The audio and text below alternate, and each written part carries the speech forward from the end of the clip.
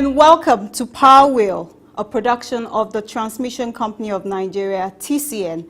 And as always, we'll bring you up to speed with latest developments in the power sector. Stay with us for updates and milestones in the Nigerian electricity supply industry, NESI. I am Chinwenwa Anyanwu.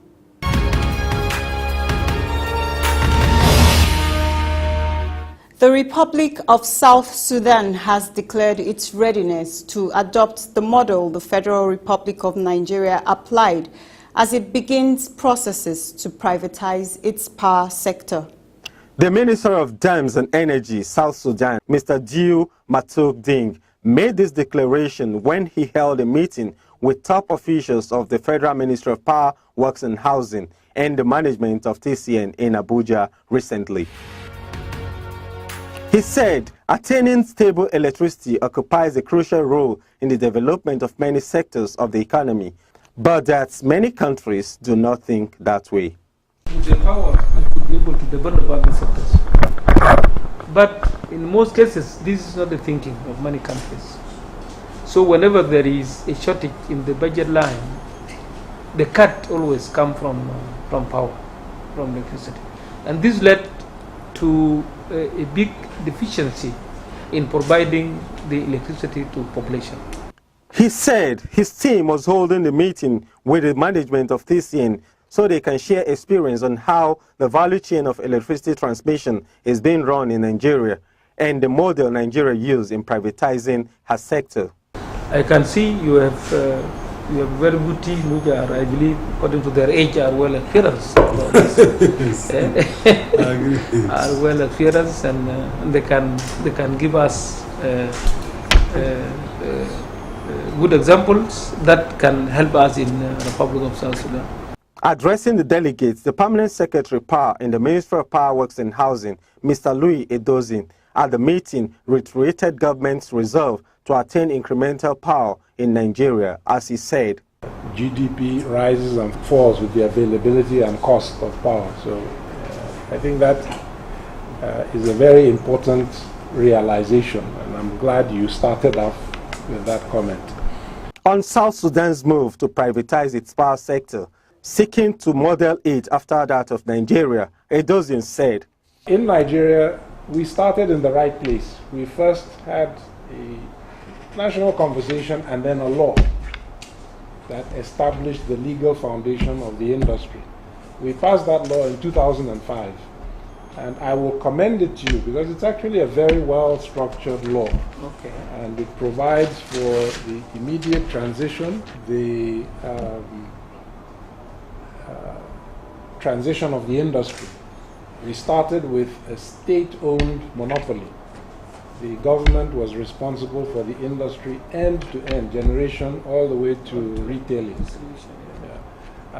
And that law provided for the transition. And we passed the law in 2005, but we're actually in the middle of the transition. The managing director of TCN, Mr. Usman Gur Mohammed, who received the foreign delegation, described the model of the private-led power sector operation in Nigeria. He said ahead of the privatization, TCN made preparations for improved operation by executing reforms and various transmission, expansion and rehabilitation programs. That's why even under World Bank we have transmission development projects. We have transmission Nigeria electricity development project, which is NEDP. We have NEGIP, several other projects to prepare TCN for the role in the privatized sector. So that we strengthen TCN to perform its role. So that was what led to the handing over of TCN to private management contractor, so that TCN is managed in like a private sector setting, so that the organization can also be able to work favorably with the private sector. Mr. Mohammed said the present management of TCN were brought in by the federal government to make reforms and raise the transmission wheeling capacity to a comfortable level.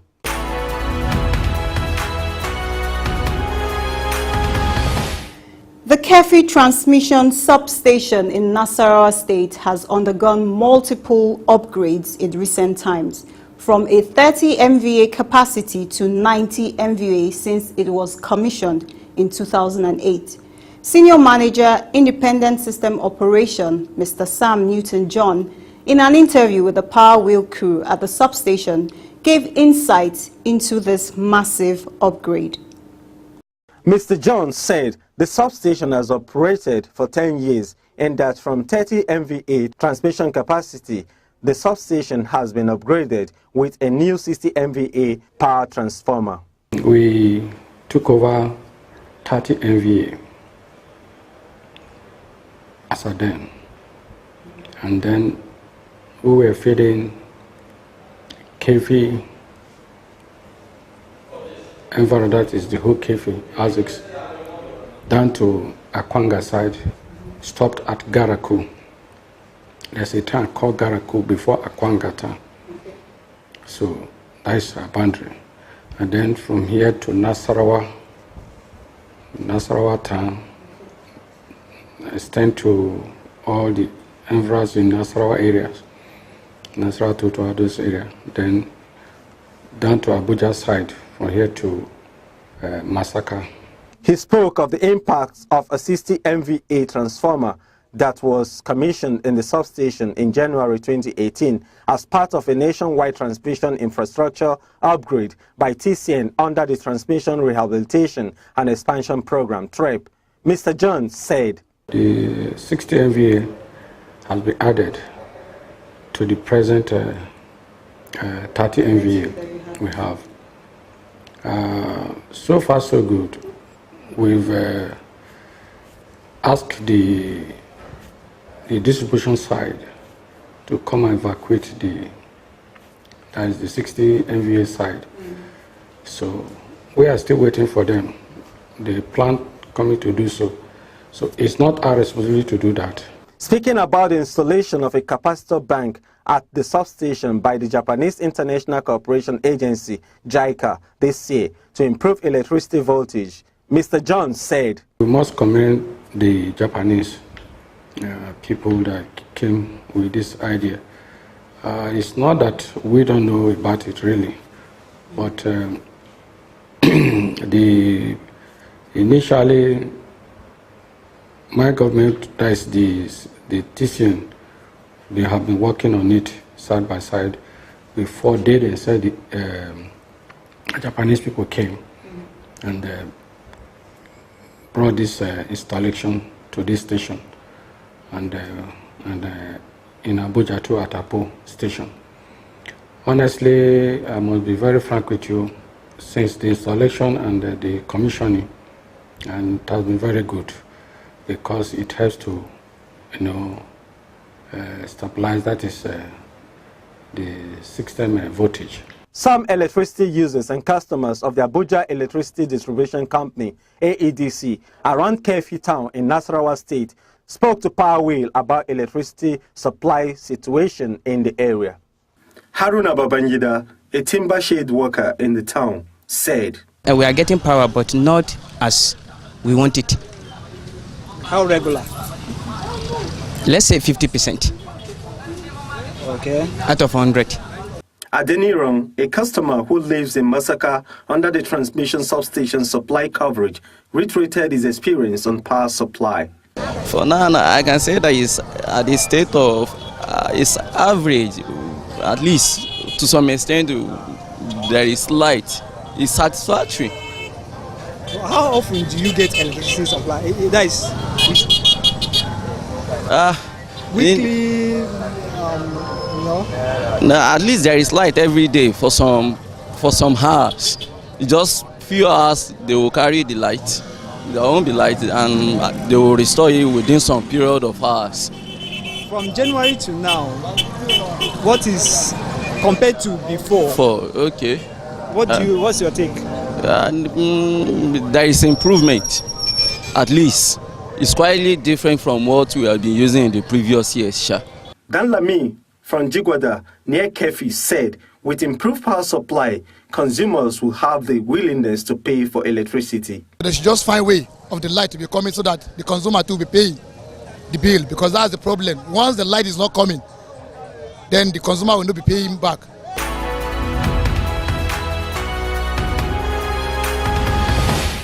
let's take a break for a message. We'll be right back. Do not build under transmission power lines for your safety and health.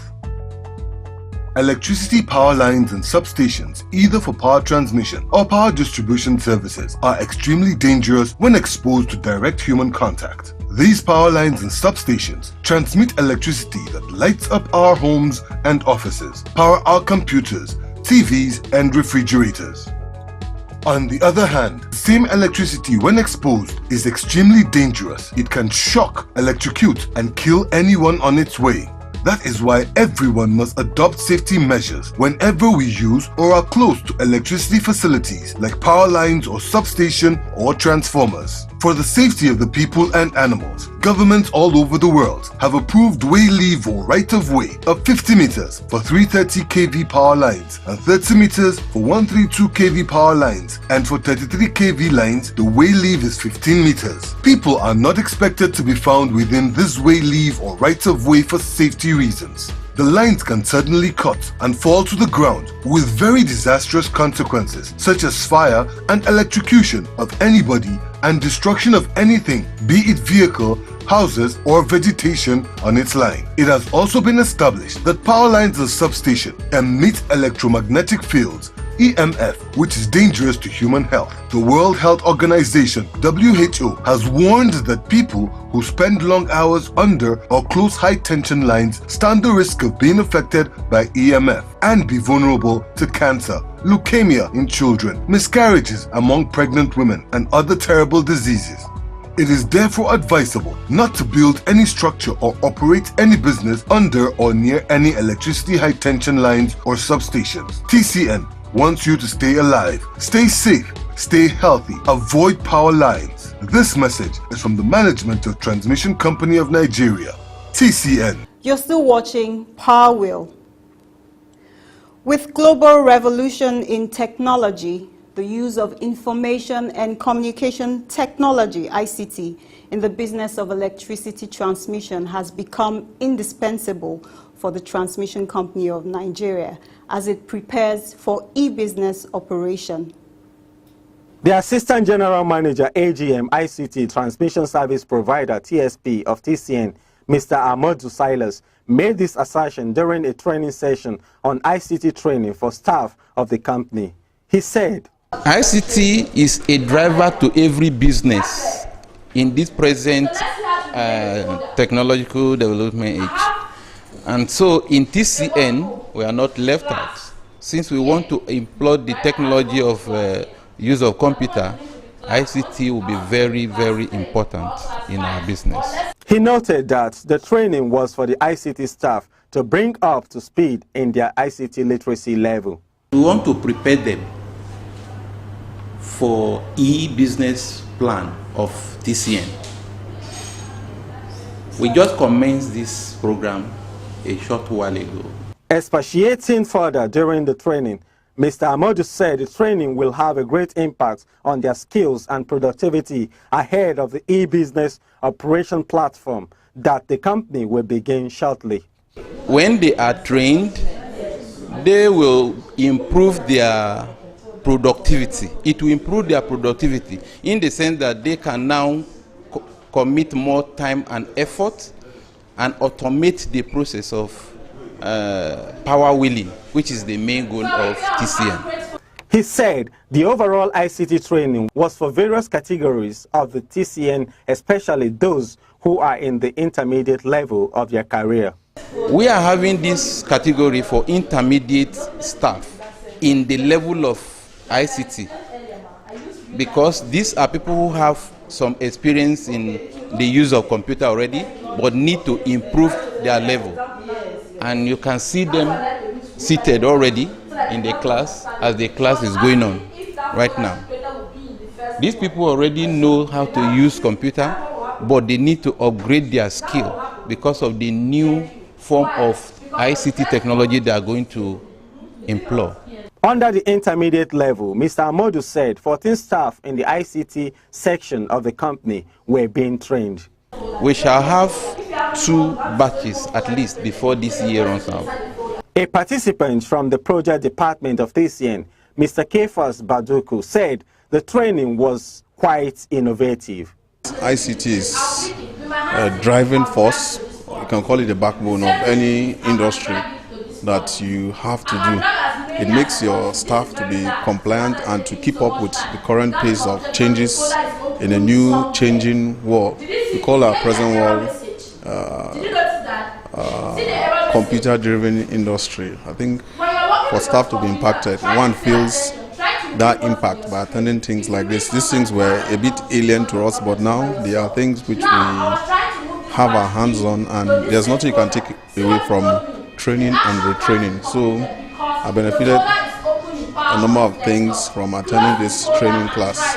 Another participant, Mrs. Bolanle Fashuba, described the training as fantastic. I want to use this opportunity to thank our MD CEO, person of Mr. Yuji Mohammed, and the management of TCN that gave us this opportunity to have such this ICT training. It has been awesome. There are so many things that the training has opened my eyes to. There are some difficulties I've been going through during using my computer, but this training has given me a lot of insights of it all. At the closing ceremony, the Executive Director, Human Resources Capacity Building at TCN, Mr. Ifeanyi Eziokwu, said training is part of human existence, as he urged the participants to take the training seriously. The MD has asked me to come here this afternoon or morning to close the session and ask you to encourage other people to attend. When we finish from HQ, we will extend it to the region. And I promise, those that come from the regions will do the best we can to make them comfortable, and at least 1 week or 2 weeks as the case may be. Why it might not be up to 2 weeks now is that you got to go back to your work and do certain assignments. I thank you very much, and I thank my colleagues from the ICT, the AGM Learning, the 2 GMs, and everybody that is here present. Please, let's keep the flag flying. IT is a tool to drive our business process. And in this modern world, you must be equipped to that tool for you to be relevant.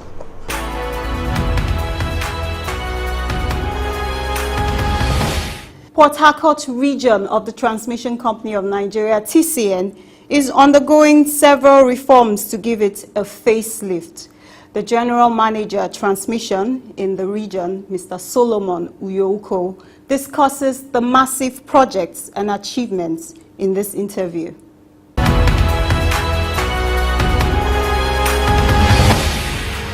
Port Harcourt region was created about 11 years ago, and we had the opportunity to celebrate 10 years anniversary last year, wherein we had to bring all the general managers and others that have passed through this region for the last 10 years to appreciate the good work and the foundation they laid for Port Harcourt region. The creation became necessary because of the distance we had. By then, the whole of this was in Enugu region. The distance was a long distance, coverage was much, so that brought about the creation of a Port Harcourt region for ease management and maintenance of the equipment within the area. What is the coverage area of the region?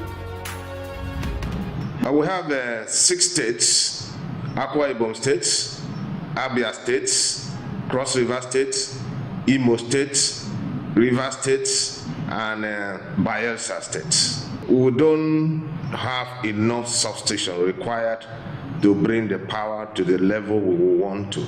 And that's why we are having a lot of investment that are ongoing, some that are proposed, like I'm speaking with you now. There is a proposal for a 330 kV in Port Harcourt here, which is just close to our office here. And we are currently building a new station at Ikem in Akwa Ibom State. In the region, for 330 stroke 132 kV, we have 8 substations. But for 132 to 33 kV, we have 16 substations. We also have a number of lines running through 330 kV level and 132. On 132, we have 660 61 kilometers, and in the 330 we have about 1,445 kilometers. We interface with Port Harcourt Electricity Distribution Company and Enugu Electricity Distribution Company. I want to say that the relationship has been cordial, and to handle the issues of interface, you can recall that management had appointed coordinators to interface directly with the distribution to resolve those interface issues. And here in this region we have Engineer Kupusi that's interfacing and resolving at that level. It only comes to me if he cannot resolve at that level. And recently we just set up a committee with a PhD to be able to handle the issue of relay coordination. And that committee is presently working. We're expecting the report very soon. How has the region benefited from TCN ongoing reform? Port Harcourt region has benefited a lot from this rehabilitation and reinforcement of TCN project. Let me tell you some of the ones that we have commissioned and in service. Such includes a 60 MVA transformer in Aba 132, 40 MVA Mobitra in Omoya. These are 132/33. 60 MVA in Faobe.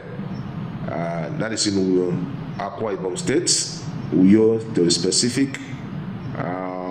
We've also the 150 MVA transformer has also been completed in Afam.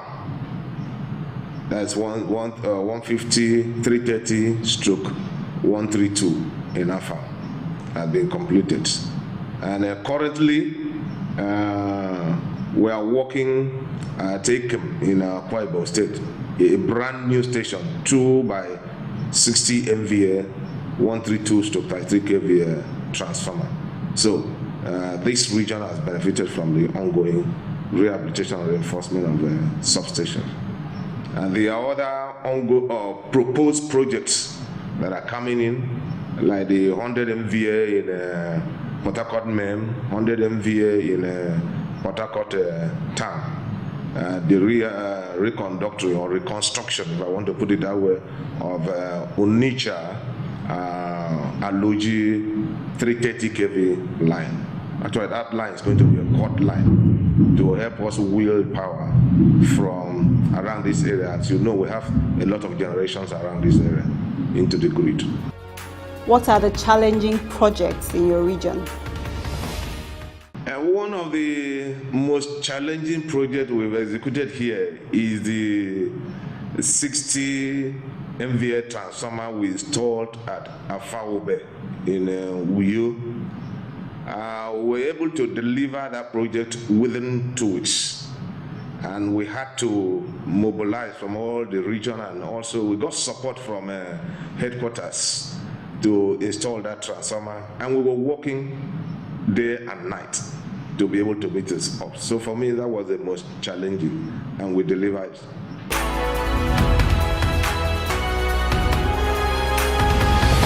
We're bringing you more reports in the Power Flash segment. Please don't go away.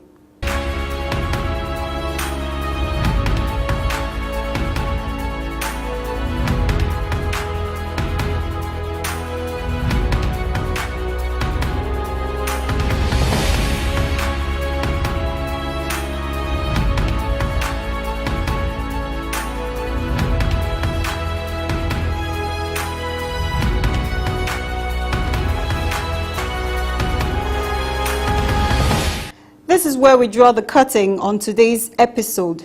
For more on Power Wheel, join us same time next week. Until then, you can watch our episodes via our YouTube channel and as well reach us through these other platforms showing on your screen. Let's make it a date next week, shall we? I am Chiwenwa Anyao. Bye for now.